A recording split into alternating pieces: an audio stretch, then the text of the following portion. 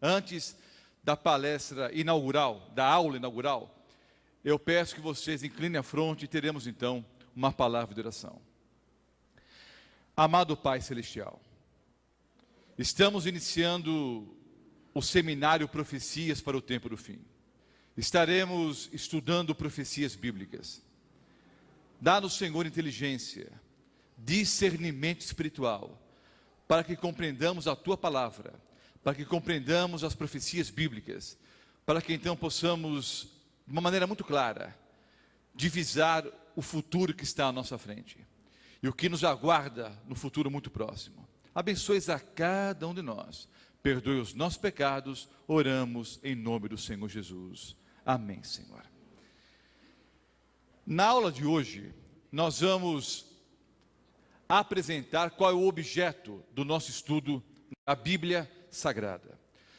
Na aula de hoje, nós vamos falar um pouquinho sobre as profecias bíblicas e como interpretar a Bíblia, como estudar a Bíblia.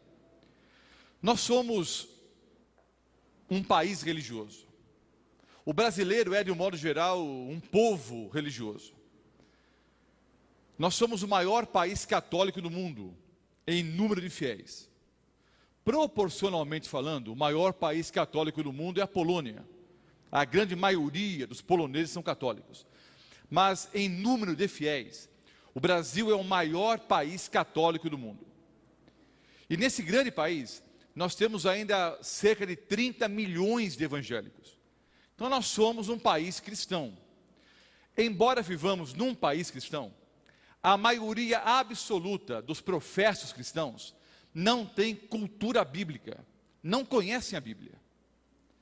Então o nosso objetivo nas próximas noites é apresentar justamente, as Escrituras Sagradas como base da nossa verdadeira fé, da fé cristã. Como eu disse, somos um país cristão.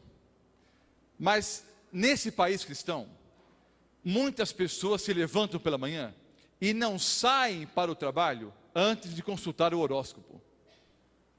Nesse país cristão, a mídia me parece que dá mais ênfase ao que teria dito Nostradamus do que o assim diz o Senhor. Então vejamos qual é o objeto do nosso estudo aqui nas próximas noites. Certo homem, lá nos Estados Unidos, ele procurando pôr à prova os astrólogos, não confundam astrologia com astronomia. A astronomia é uma ciência séria que estuda os astros. Não confundam com astrologia, que pretende ser uma ciência, mas que de científico não tem absolutamente nada. Então, um americano, lá em Nova York, tentando colocar à prova os tais astrólogos, consultou vários deles, lá na cidade de Nova York. O primeiro astrólogo fez lá o seu mapa astral e predisse que no próximo ano ele cairia num rio e morreria afogado. Então o primeiro astrólogo que esse homem consultou, fez ali o seu mapa astral e disse: olha, no próximo ano você vai cair num rio e vai morrer afogado. O segundo predisse que ele faria uma apreciável contribuição para a ciência nuclear. O terceiro predisse que ele faria um voto de celibato e entraria no seminário. O quarto astrólogo fez ali o mapa astral e predisse que aquele homem se casaria sucessivamente com 11 mulheres de diferentes nacionalidades e de diferentes cores de cabelo. O quinto astrólogo predisse que aquele homem se divorciaria 2 vezes no transcorrer da sua vida. O outro astrólogo predisse que ele seria um ator famoso. O outro astrólogo prognosticou que no dia 3 de outubro daquele ano seria o seu dia fatal. Então ele deveria morrer no dia 3 de outubro daquele ano. Veja que interessante. Cada um dos 24 astrólogos predisseram coisas diferentes. Cada um deles fizeram diferentes predições. Pior do que isso, nenhum deles acertou coisa alguma. Entenderam? Esse homem foi a 24 astrólogos. os 24 astrólogos fizeram o seu mapa astral. Cada um deles predisse coisas diferentes. E nenhum deles acertou coisa alguma. Pelo contrário, no dia 3 de outubro daquele ano, que supostamente seria o seu dia fatal, ou seja, ele deveria morrer no dia 3 de outubro daquele ano, ele não apenas não morreu, como recebeu um cheque de restituição do imposto de renda, né, retido do seu salário. Ele não apenas não morreu, como ainda recebeu um cheque do governo pela restituição do imposto de renda retido na fonte. Vejam bem, queridos, não há nada de científico na astrologia, não há nada de científico no horóscopo. Se você tiver tempo, curiosidade, dinheiro, amanhã de manhã, vá à banca de jornais e compre todos os jornais e revistas que apresentam o horóscopo. Você vai ter uma grande surpresa. Cada um deles vai dizer uma coisa diferente. Mais do que isso, nós somos pessoas inteligentes, somos pessoas racionais. Vejam bem, vamos arredondar a população mundial para 6 bilhões de pessoas. Na verdade, são quase 7 bilhões. Mas vamos arredondar para menos. Vamos imaginar que hoje haja no planeta 6 bilhões de pessoas. Em números redondos, nós teríamos então pelo menos 500 milhões de pessoas para cada signo. Mas são 12 signos, 500 milhões de pessoas para cada signo, 6 bilhões no total. Então vejam, eu nasci no dia 8 de maio. Segundo o zodíaco, eu sou do signo de Touro. Há pelo menos outras 500 milhões de pessoas do mesmo signo. Vocês acham que as mesmas 500 milhões de pessoas tiveram o mesmo dia que eu tive hoje? É lógico isso? Quantas morreram hoje? Quantas sofreram acidentes? Quantas estão internadas? Quantas se casaram? Quantas se divorciaram? Então é totalmente irracional imaginar que todas as pessoas do mesmo signo têm exatamente o mesmo dia ou o mesmo destino. Não há nada de inteligente ou de racional no horóscopo. Essa revista americana, These Times, não é uma revista religiosa, mas por curiosidade, a revista fez uma pesquisa ao final do ano. Todo final do ano aparecem aí os videntes, os cartomantes, os quiromantes, prevendo como será o ano seguinte, não é assim? E a mídia dá muito espaço para essas pessoas. O que é que vocês preveem para o ano seguinte? Mas normalmente, nós não paramos para conferir o resultado. As tais predições, se cumpriram ou não. Então essa revista americana, These Times, eles fizeram então um levantamento. Pegaram 250 predições específicas. Então pegaram 250 profecias preditas para o ano seguinte. Esperaram 12 meses se passar, não é? E ao final do ano, chegaram à seguinte conclusão. Das 250 predições feitas no ano anterior, menos de 3%, ou seja, mais ou menos 6%, se cumpriram mais ou menos, se cumpriram razoavelmente. E a maioria absoluta, 97%, ou seja, 244, erraram completamente. Então, de 250 predições específicas, 244 erraram completamente. E meia dúzia acertaram mais ou menos. E é interessante que há algumas predições que são gerais. Essas predições, normalmente eles acertam, como eu também acerto. Querem um exemplo? O pior é que há pessoas por aí que fazem esse tipo de predição nas próprias igrejas. Querem um exemplo? Um pouco de silêncio para me concentrar aqui. Eu posso ver que há pessoas aqui hoje à noite com problema de coluna. Há alguém aqui hoje à noite com dor nas costas, com problema na coluna? Levante a mão assim para eu ver. Vejam só que há um profeta aqui hoje. Eu posso ver que há pessoas aqui hoje à noite com problemas financeiros. Eu não sei se há alguém aqui essa noite com alguma dificuldade financeira. Pode levantar a mão, já estou levantando a minha aqui. Há pessoas aqui hoje à noite que durante a semana brigaram com o marido ou com a esposa. Não levanta a mão não. para não dar bandeira aqui.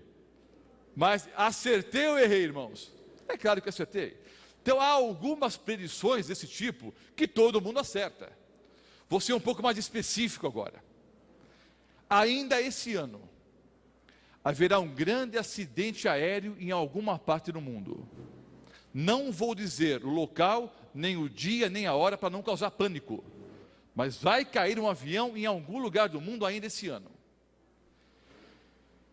Mais uma predição. Uma atriz da Globo vai engravidar esse ano. Agora vou ser bem específico. Roberto Carlos, cuidado com a saúde. Todo ano dão esse recado para o Roberto Carlos, né? Pode ver, todo final do ano. Roberto Carlos, rei, cuidado com a saúde. Já é um homem de uma certa idade, sofreu um acidente quando jovem, já tem a saúde debilitada, mas todo ano a mesma coisa. Roberto Carlos, cuidado com a saúde, mas isso vale para todo mundo. Então há muitas predições gerais, queridos. Agora, predições específicas, segundo essa revista, a maioria erra completamente. Há um indivíduo muito conhecido, chamado Michel de Notre Dame, mais conhecido como Nostradamus. Nostradamus nasceu em 1503.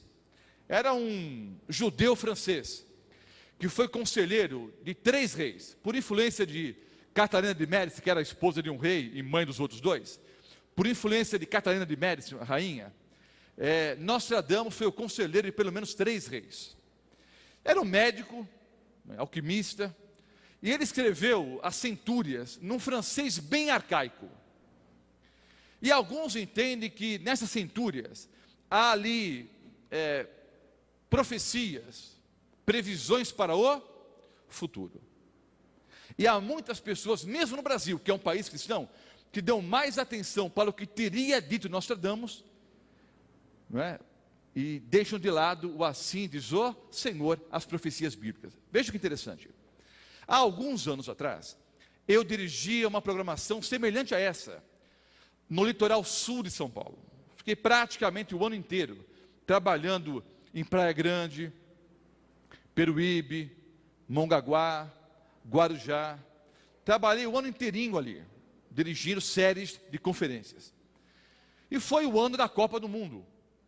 E justamente em meados de 2002, apareceu na internet e na mídia em geral, uma profecia atribuída a Nostradamus.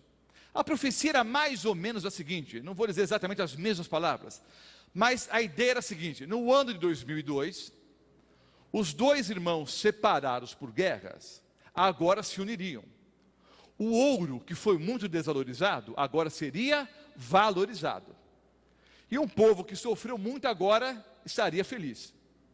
E esse mesmo povo, do rei negro, que outrora foi humilhado, agora seria exaltado.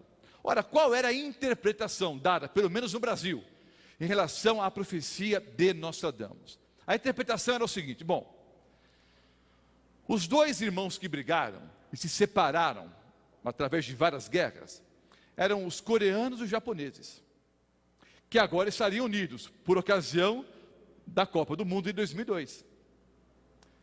O ouro desvalorizado agora seria o quê? Valorizado. O ouro então simbolizaria a camisa da seleção brasileira. O povo que foi entristecido agora seria exaltado. Como o Brasil foi humilhado pela França na final de 98, agora seria exaltado. E o povo do rei negro, o rei negro Pelé, né, agora seria então o quê? Exaltado, e o ouro teria o seu real valor. Bom, conclusão.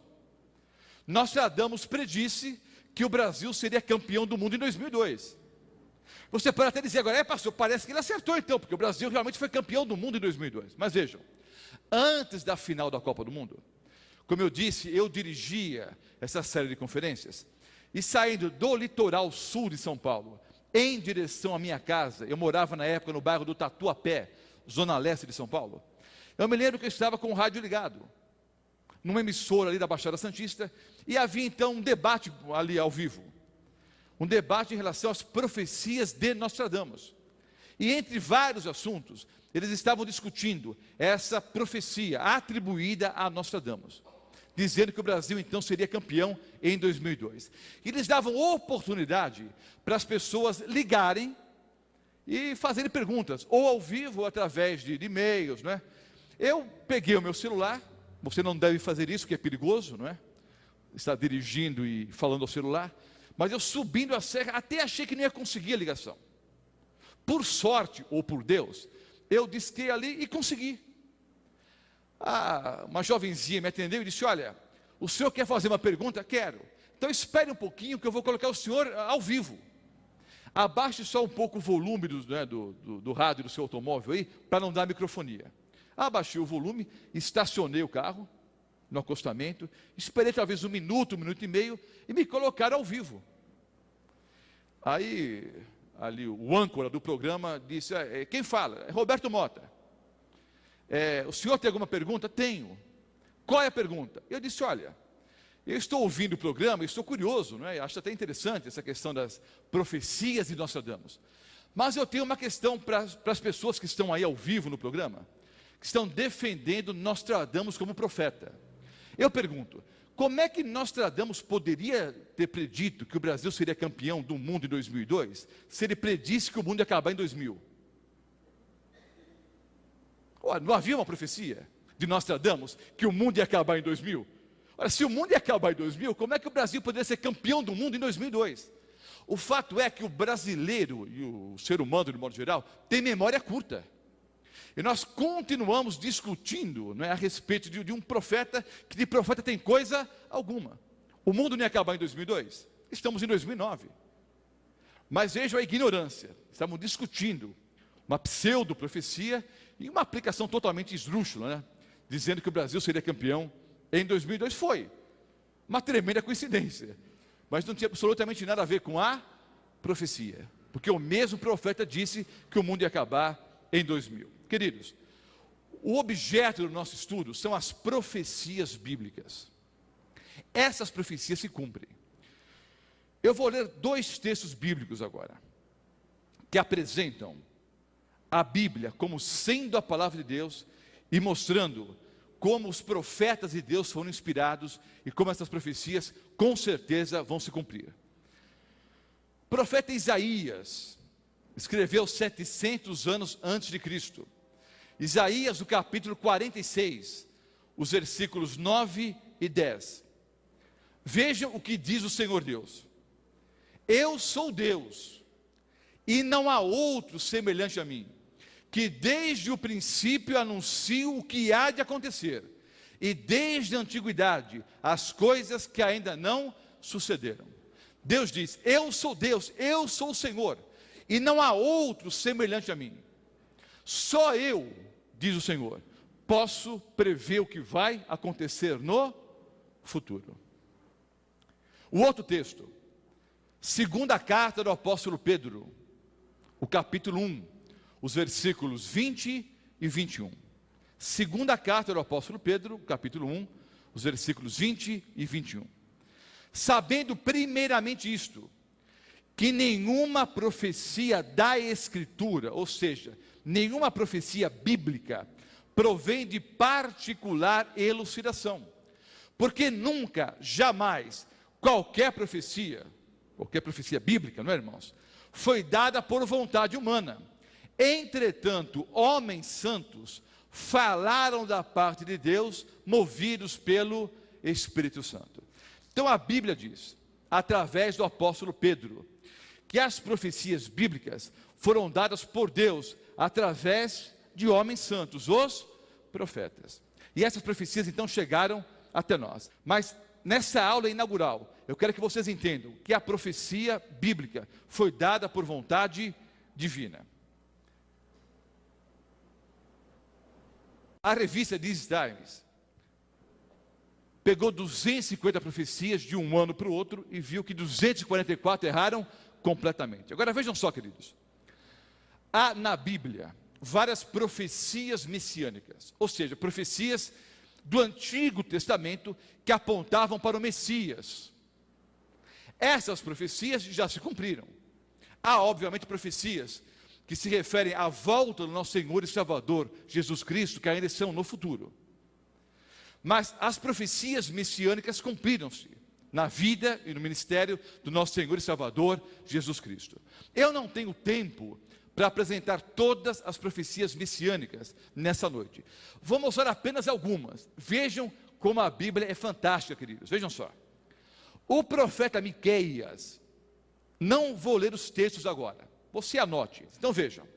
O profeta Miqueias, que você pode conferir no livro do profeta Miqueias, no capítulo 5, versículo 2, ele predisse séculos antes que o Messias nasceria em Belém. Ora, todo cristão na face da terra sabe que Jesus nasceu onde, irmãos? Em Belém. Você pode conferir em Lucas, o capítulo 2, os versículos 4 a 7. Séculos antes do Messias nascer, o profeta Miqueias, instruído por Deus, predisse que o Messias nasceria em Belém.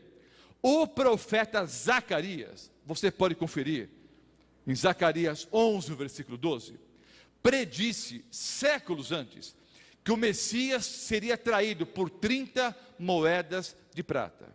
Pergunto, por quantas moedas de prata Judas vendeu o Messias? 30, não foram 29, não foram 31, foram exatamente 30 moedas de prata. Você pode conferir em Mateus 26, os versículos 14 e 15. Então vejam, queridos, as profecias bíblicas se cumprem nos mínimos detalhes. Uma outra profecia, o Salmo 22, 16, predisse séculos antes que o Messias seria crucificado. Como foi que o Senhor Jesus morreu, queridos? Morreu crucificado. Todo mundo sabe, mas pode conferir em Lucas 23, 33. Uma outra profecia messiânica, Salmo 22, 18.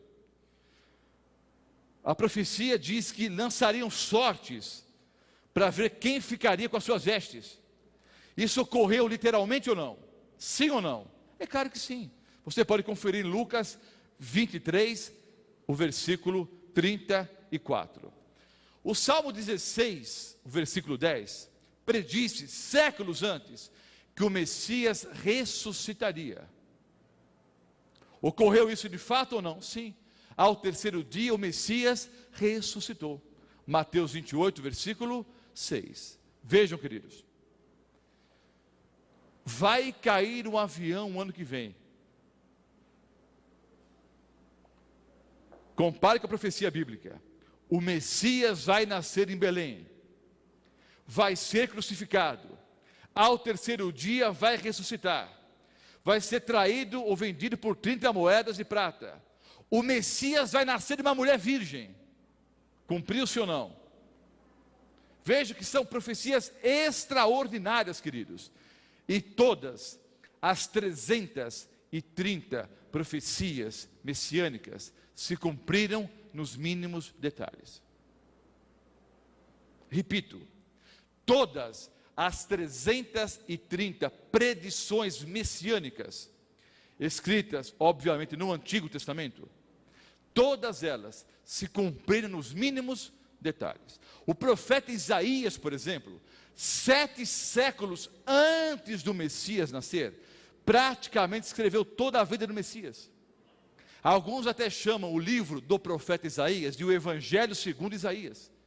700 anos antes, queridos. Então vejam, isso me dá a certeza absoluta de que há um poder extraordinário por trás da palavra de Deus. É o poder do próprio Deus. As profecias bíblicas se cumprem nos mínimos detalhes. Nesse seminário, nós vamos estudar algumas profecias bíblicas, especialmente Daniel 2, Daniel 7, Daniel 8, Daniel 9, Apocalipse 12, Apocalipse 13, Apocalipse 14. Vamos, Mateus no capítulo 24, veremos algumas profecias cujo cumprimento ainda está no futuro. Mas qual a minha segurança nessa noite, irmãos? Se essas profecias em relação ao Messias se cumpriram, eu posso entender que todas as outras profecias também vão se cumprir. Então a Bíblia tem autoridade divina, para prever o futuro. E nós veremos nas profecias bíblicas o que vai acontecer com esse planeta no futuro muito próximo. Há muitas pessoas que leem a Bíblia e não compreendem o assim diz o Senhor. Há algumas regrinhas para interpretarmos a Bíblia. Essas regras não foram criadas pelo pastor Roberto Mota, também não foram criadas pela Igreja Adventista do Sétimo Dia. Os estudiosos da Bíblia, de várias denominações, eles estabeleceram alguns critérios lógicos para entendermos a palavra do Senhor. São algumas regras de interpretação que servem para o estudo da Bíblia de um modo geral e, consequentemente, para o estudo das profecias. São 5 regrinhas básicas para interpretarmos a Bíblia e as profecias bíblicas. Qual é a primeira regra? Eu preciso estudar o versículo bíblico ou o texto bíblico dentro do seu contexto. Um texto fora do contexto é um pretexto. Eu não sei se você já foi vítima da seguinte situação. Vejam só. Você diz alguma coisa. Na conversa com alguém, você fica ali meia hora conversando. Depois de meia hora de conversa, você se despede. E durante a conversa, você mencionou algum amigo seu. E falou algumas coisas a respeito de alguma situação. A pessoa ouviu e foi falar para o seu amigo. E disse, olha, fulano de tal falou isso, isso, isso. Aí a pessoa te liga brava. Ô meu irmão, você falou isso a meu respeito? Eu falei sim. Só que foi no seguinte contexto. Antes eu falei isso, isso e isso. E depois eu disse isso, isso e isso. Não sei se já aconteceu com você, de alguém tirar uma frase que você disse do contexto e jogar a frase no ar. E aí apresenta assim uma ideia totalmente distorcida. Aconteceu isso com você ou não? Muitos cometem o mesmo erro em relação à palavra de Deus. Pegam uma frase bíblica, tiram do contexto e aplicam de maneira completamente errada. Então eu preciso entender qual é o contexto literário do versículo bíblico. Qual é o contexto histórico? Para quem foi escrito? Quais eram as circunstâncias da época? Com que objetivo foi escrito? Para entender bem o texto bíblico, eu deveria ler os versículos anteriores, os versículos posteriores. Muitas vezes, para entender o versículo bíblico, eu deveria ler todo o capítulo. Às vezes, devo ler todo o livro, para conseguir entender o texto dentro do seu contexto. Então, a primeira regrinha é essa: eu preciso estudar o texto bíblico dentro do seu contexto. Segundo, o melhor intérprete da Bíblia, ou seja, quem explica melhor a Bíblia é a própria Bíblia. Hoje você vai a uma livraria evangélica, ou qualquer livraria secular mesmo, e vai à seção de livros religiosos. Há hoje uma infinidade de livros que tratam sobre profecias bíblicas. Há muitos autores, muitos escritores, que escreveram a respeito das profecias, especialmente profecias do Apocalipse. Só que cada autor usou o seu próprio critério para interpretar as profecias bíblicas. Quando na verdade, queridos, o melhor intérprete da Bíblia é a própria Bíblia. A Bíblia se auto-explica. Os símbolos bíblicos, por exemplo, eles são interpretados pela própria Bíblia. Então você não precisa do pastor Mota, do pastor de uma outra igreja, do padre ou do bispo para que te expliquem a Bíblia. A Bíblia se auto-explica. O melhor intérprete da Bíblia é a Bíblia. É por isso que eu insisto, cada um de nós deveríamos gastar tempo estudando assim diz o Senhor. Você ora a Deus e pede a Deus discernimento dado pela pessoa do Espírito Santo. E com esse discernimento, você abre a Bíblia e estuda. E vou dizer uma coisa: se você gastar tempo estudando a Bíblia, você vai ficar surpreso. Porque você vai descobrir que muitas coisas ensinadas no mundo cristão não tem nada a ver com a Bíblia. Há muitas coisas ensinadas por aí, dentro das igrejas cristãs, que não tem base nenhuma na Bíblia Sagrada. Agora, se a Bíblia é a única regra de fé e prática do cristão, então eu preciso gastar tempo estudando a Bíblia. A Bíblia é o seu melhor intérprete. A Bíblia se auto-interpreta. Terceiro ponto. Ao ler a Bíblia, eu preciso entender se a linguagem ali é literal ou é figurada. Linguagem literal é aquela que você lê e entende exatamente como está escrito. A linguagem simbólica, obviamente, tem que ser entendida de forma figurada. Eu coloquei aqui 2 exemplos. Daniel 7, os versículos 2 e 3, e Apocalipse 21, o versículo 1. Em Daniel 7, o versículo 2, e nós vamos estudar aqui Daniel 7, capítulo inteiro, mas só para vocês entenderem essa questão de linguagem simbólica e literal. Eu leio Daniel 7, versículo 2. Falou Daniel e disse: eu estava olhando durante a visão da noite, e eis que os 4 ventos do céu agitavam o mar grande. 4 animais grandes, diferentes uns dos outros, subiam do mar. Apocalipse 21. Vi novo céu e nova terra, pois o primeiro céu e a primeira terra passaram e o mar já não existe. Então vejam, quando você estuda profecias bíblicas, a maioria esmagadora das profecias estão em linguagem simbólica, especialmente as profecias de Daniel e Apocalipse. Então, esses símbolos, eles têm que ser interpretados pela própria Bíblia. Obviamente, em Daniel capítulo 7, Daniel viu 4 animais terríveis, diferentes uns dos outros, subindo do mar grande, em meio a muitos ventos. Nós vamos explicar em uma aula Daniel capítulo 7, você não pode perder, é uma aula extraordinária, que aponta para a volta do nosso Senhor e Salvador Jesus Cristo, para a cena do juízo e para o estabelecimento do seu reino que jamais será fim. Mas notem, em profecia bíblica, eu vou pegar apenas um símbolo de Daniel capítulo 7. Em profecia bíblica, quando a linguagem é simbólica, a palavra mar simboliza povos, nações, tribos e línguas. Já em Apocalipse 21, versículo 1, também aparece a palavra mar, e é uma profecia, só que a linguagem ali é literal, porque na verdade haverá um novo céu e uma nova terra. A linguagem do Apocalipse 21, versículo 1, é uma linguagem o quê? Literal. Então vejam, a maioria esmagadora dos versículos bíblicos você entende de forma literal. As profecias bíblicas, especialmente Daniel e Apocalipse, usam linguagem simbólica. Mas mesmo em Daniel e Apocalipse, há uma grande parte dos versículos bíblicos que são que linguagem literal.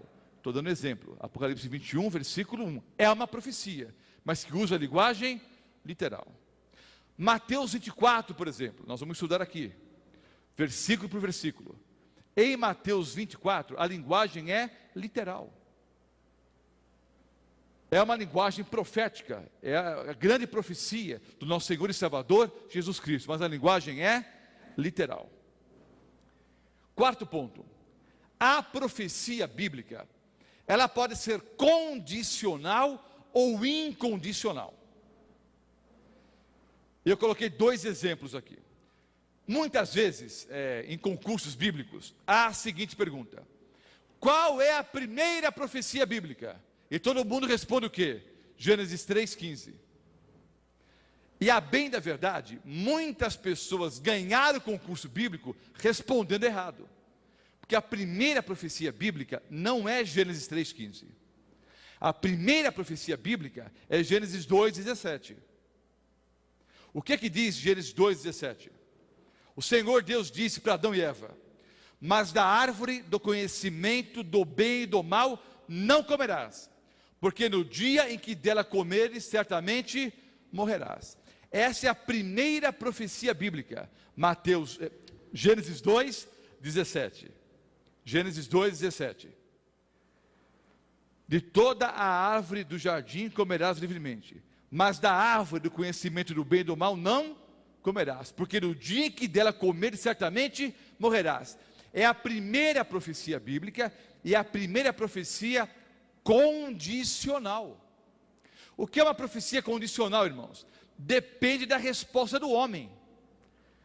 Por exemplo, o Senhor Deus diz: eis que eu coloco diante de vocês o caminho da vida e o caminho da morte. Então Deus já prediz antecipadamente: olha, esse caminho vai para a vida, esse caminho vai para a morte. O Senhor Deus já antevê qual é o final do caminho, mas Ele nos dá o livre-arbítrio, e nós podemos escolher então qual o caminho que nós vamos seguir. Algumas profecias bíblicas são condicionais. Então vejam, se Adão e Eva comessem do fruto, morreriam. Se não comessem, viveriam para todo o sempre. É uma profecia condicional. Se não comer, vive. Se comer, morre. Depende o que da resposta humana. A primeira profecia bíblica incondicional é então Gênesis 3, o versículo 15. É a primeira profecia messiânica. É a segunda profecia bíblica, é a primeira profecia messiânica e a primeira profecia incondicional. Quando o Senhor Deus, já no jardim do Éden, promete um Salvador, promete um Messias. A profecia é: porém inimizade entre ti e a mulher, entre a tua descendência e o seu descendente, este te ferirá a cabeça, e tu lhe ferirás o calcanhar. Uma frase dita para a serpente. Então Satanás, a profecia se cumpriu, não é? Satanás feriu a Jesus no calcanhar, quando Jesus morreu na cruz do Calvário. Mas ele pisou na cabeça da serpente, não é? Fazendo o que, queridos? Encarnando, morrendo na cruz, mas ao terceiro dia ressuscitando. Então algumas profecias são condicionais, mas a maioria delas são profecias incondicionais. Por exemplo, 2.500 versículos bíblicos dizem que o Senhor Jesus voltará a esse planeta. Nós somos adventistas, e adventista significa aquele que aguarda a volta de Cristo, o advento de Cristo. Nós somos adventistas, porque mais de 2.500 versículos bíblicos fazem alusão direta ou indireta a esse fato. Então, quer você queira, quer você não queira, quer o pastor Morten seja preparado ou não, um dia Jesus vai voltar a esse planeta. São profecias incondicionais. Quinta e última regra de interpretação: algumas profecias bíblicas têm dupla aplicação. E o exemplo clássico é Mateus 24, que eu disse que nós vamos estudar em uma aula aqui, praticamente todos os versículos. Em Mateus 24 há uma profecia, só que essa profecia tem uma dupla aplicação. A primeira aplicação é para a destruição de Jerusalém, que se deu no ano 70. A segunda aplicação, mais ampla e mais importante, se refere à volta do nosso Senhor e Salvador Jesus Cristo a esse planeta. Então algumas profecias têm dupla aplicação. Uma aplicação para os dias em que ela foi escrita, e uma aplicação mais ampla para um futuro mais longínquo. Uma aplicação para o futuro próximo e uma aplicação para o futuro mais longínquo. O exemplo clássico é Mateus, o capítulo 24. Vejam bem, queridos. Eu creio que a Bíblia é a palavra do Senhor. Agora vamos imaginar, por hipótese, um dia eu disse isso numa igreja, e à saída uma senhora, até bem fortuna, estava me esperando para brigar comigo. Então entendam o que eu vou dizer. Vamos imaginar, por hipótese, faz de conta, que eu pudesse provar que a Bíblia é um livro falso. Não posso, pelo contrário. Aliás, queridos, as profecias bíblicas me dão segurança de que a Bíblia é a palavra do Senhor. Porque vejam, 330 profecias messiânicas, todas se cumpriram nos mínimos detalhes. Isso me dá segurança que a Bíblia é a palavra do Senhor. Mas faz de conta, se eu pudesse provar que a Bíblia é um livro falso, o que é que você como cristão faria? Ah, pastor, eu não acreditaria. Mas vejam só, a ideia é, faz de conta, se eu pudesse provar que a Bíblia é um livro falso, o que é que você faria? Ah, pastor, eu desanimaria na fé, eu deixaria de ser cristão, eu iria para o bar encher a cara. Queridos, Se alguém me provasse que a Bíblia é um livro falso, coisa que é impossível, a história a cada dia comprova as veracidades bíblicas, e a verdadeira ciência diariamente comprova as verdades bíblicas. Mas se alguém pudesse, por hipótese, me provar que a Bíblia é um livro falso, eu continuaria sendo cristão. Ah, mas você então é muito ignorante. A troco do quê? Você continuaria sendo cristão se alguém pudesse provar que a Bíblia é um livro falso? Eu continuaria sendo cristão pelo simples motivo, queridos. Por um simples motivo, vejam só. Todos nós precisamos de uma ideologia, de uma razão para viver, de uma filosofia de vida. Um cantor chamado Cazuza, nunca fui fã do Cazuza, mas muitos brasileiros foram e são fãs do Cazuza. O Cazuza, me parece que em uma das músicas, se não me engano o título, o nome da música é Ideologia, não tenho certeza. Em determinado momento da música ele dizia o seguinte: ideologia, eu quero uma para viver. Todo ser humano precisa de uma filosofia de vida, de uma ideologia de vida, de uma razão para viver.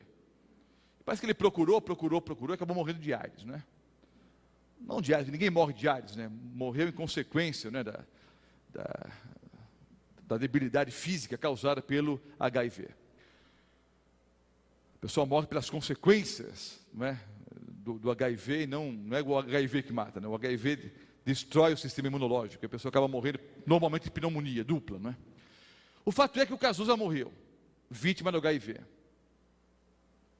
Procurou uma ideologia e parece que não conseguiu nenhuma.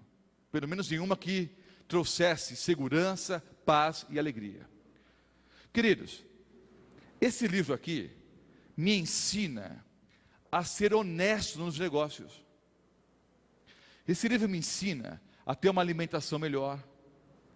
Esse livro me ensina a ser um bom pai, a ser um bom esposo, a amar o meu próximo, fazer o bem, perdoar as pessoas que me cercam, tratar bem a todos, socorrer os aflitos, os pobres, os necessitados. Então, queridos, esse livro aqui traz uma filosofia de vida maravilhosa.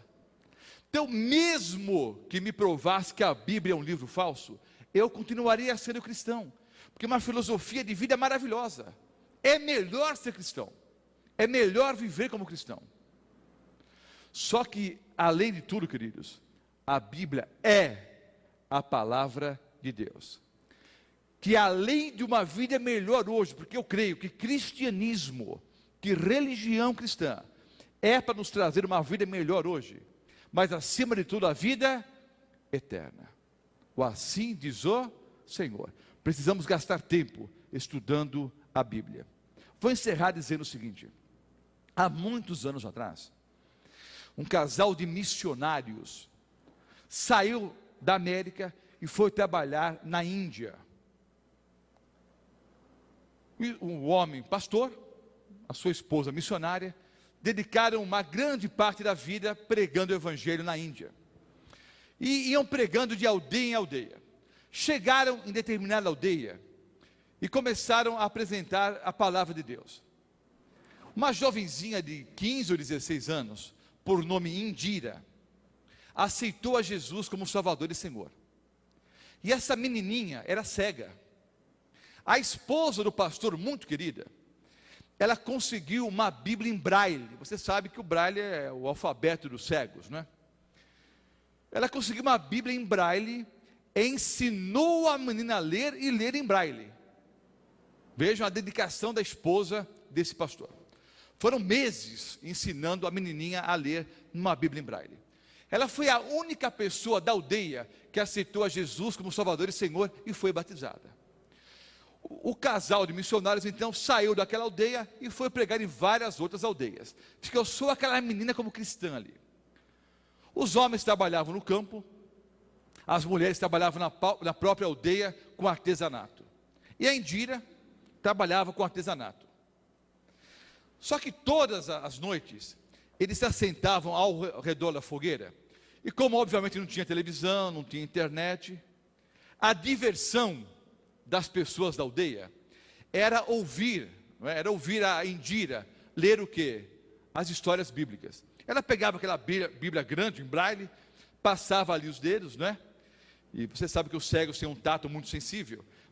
Ela passava os dedos ali e ia então, né, falando o que estava escrito na Bíblia. Só que, como eu disse, a Indira trabalhava com artesanato. Ali com bambu, com junco. E esse trabalho diário, com o tempo, foi fazer o que a ponta dos seus dedos fosse perdendo a sensibilidade. A pele foi ficando mais espessa, mais grossa. Aí um dia estava toda a aldeia reunida, a Indira abriu a Bíblia, passou a mão ali e não sentiu nada. Havia perdido a sensibilidade na ponta dos dedos. Então ela pegou uma pedra e lixou a ponta dos dedos, para tirar aquela pele um pouco mais grossa. Passou ali, né, os dedos e sentiu então, não é, ali, não é, as letras em braille. E então leu o que estava escrito. Então, o que ela fazia? Todas as noites, antes de ler a Bíblia, pegava uma pedra e lixava ali a ponta dos dedos. Mas vocês sabem que a pele que nasce depois sempre vem o que? Mais resistente, mais grossa. Então aquela prática constante de, né, lixar a ponta dos dedos, lixar, a pele foi criando uma certa resistência. Um dia, a aldeia reunida, a Indira pegou ali a Bíblia, passou os dedos, não sentiu nada. Pegou a pedra, lixou um pouquinho, passou, não sentiu nada. Lixou de novo, não sentiu nada. Lixou de novo e cortou a ponta dos dedos. Os dedos ficaram ensanguentados. E toda a aldeia ali sem saber o que falar, sem saber o que fazer. A Indira começou a chorar. Pegou a Bíblia, colocou a Bíblia assim no peito, chorando. Senhor Deus, eu amo tanto a Tua palavra. Abriu a Bíblia. Senhor, eu amo tanto a Tua palavra, e agora eu não posso ler mais. Perdi a sensibilidade na ponta dos dedos, não posso mais ler. Eu amo tanto a Tua palavra, disse isso e beijou a Bíblia. Ao beijar a Bíblia, ela sentiu o que nos lábios? As letras. Os lábios são uma das partes mais sensíveis do corpo, não é? Ela passou ali os lábios e sentiu as letras. Vejam o que ela começou a fazer, uma jovem de 16 anos. Ela passava os lábios sobre a Bíblia e dizia o que estava escrito. Passava os lábios ali e dizia o que estava escrito.